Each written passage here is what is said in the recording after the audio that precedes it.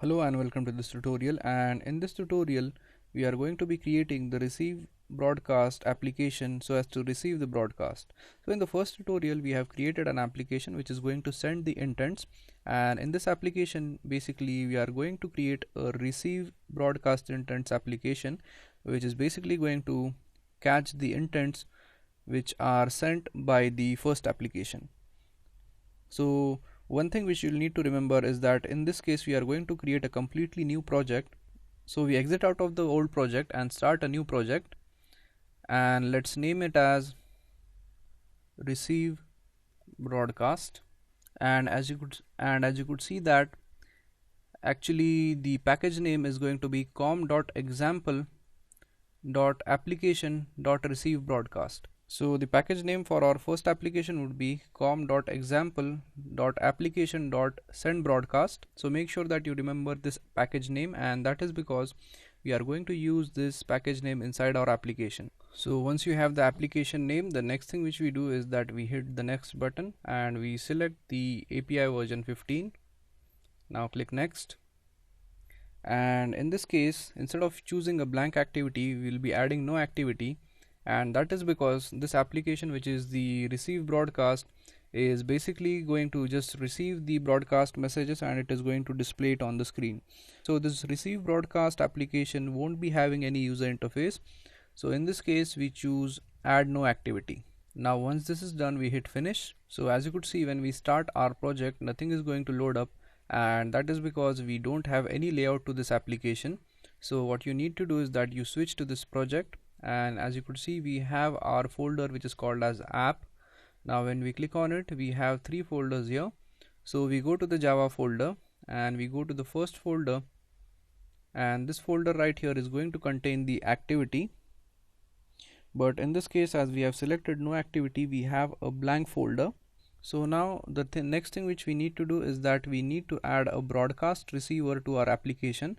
So we simply right click on this folder and go to new and go to other, and in this other we select the broadcast receiver.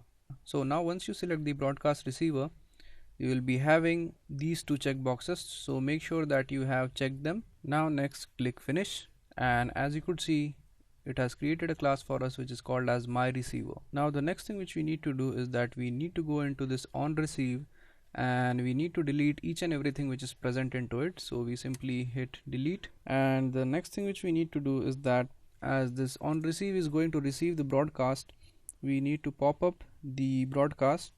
So we use toast in order to pop up the broadcast. So we type toast, and I think they have named this as toast, that is because the toast pops up just like the broadcast. So we type toast dot make text, and inside it we need to pass in some parameters. So the first parameter is going to be the context, so we type context. Then we need to type in the message which we want to mention. So let's say we type broadcast received. Then the third parameter which we pass in is going to be toast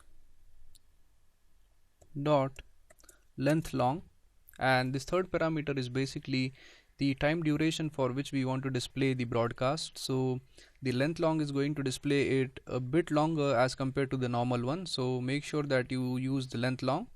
Then finally we need to use the show method in order to show the broadcast, so we type dot show, and once this is done, we are pretty much done for creating the method in order to pass in the broadcast. So now the next thing which we need to do is that we need to go into this manifest and select Android manifest.xml, and as you could see, there is a receiver which is created for us. So we go inside the receiver and we need to create an intent filter. So basically an intent filter is a filter which is going to filter out the messages which are sent by a particular application. So basically in the intent filter we specify the package name or the application name from which we want to receive the broadcast. So we add an intent filter, so we type intent filter, and within this intent filter we add an action. So we type action. So inside this action we specify the name of the package which we want to receive the intents from. So we type Android name equals, and then we specify the package name. Now the name of our application was send broadcast. Now in this case we want to specify the package name, so one thing which you'll need to do is that you need to save the package name. So I have noted it down in the notepad. So my package name is com.example.application and finally dot and then the name of my application. So we simply copy the initial text and we paste it here, and then we specify the package name of our first application. So the package name for our first application was send broadcast, so we type send broadcast, and now once this is done, we are done with the receive broadcast application.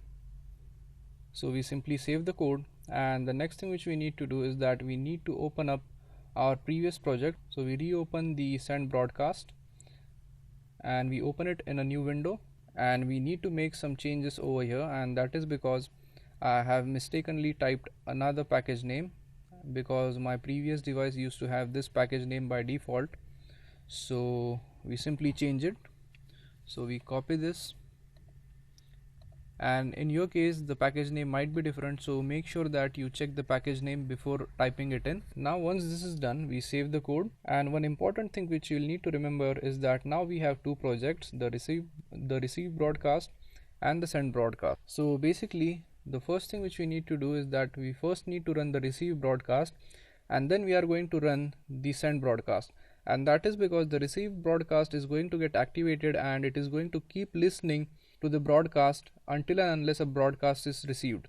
Then we switch to the send broadcast and we send a broadcast, and the receive broadcast is going to pick up the broadcast sent by that, and then it is going to display it.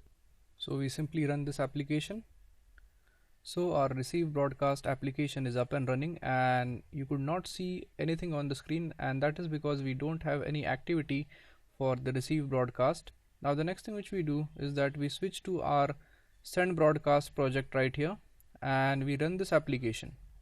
So as you could see, our application is up and running, and we could see the send broadcast application running on the emulator. So when we click the send broadcast button right here, it is going to display that broadcast is received. So this broadcast received message is being sent by the receive broadcast activity or the received broadcast application. So the receive broadcast application is in the standby mode in the background, and it is listening for the broadcast, and when we click this broadcast button right here, it is going to show the message which is broadcast received. So that's how you send broadcast messages from one application to other application. So I hope you understood how broadcast messages are sent from one application to other application. So thank you very much for watching this tutorial, and I'll see you guys in the next tutorial. Thank you.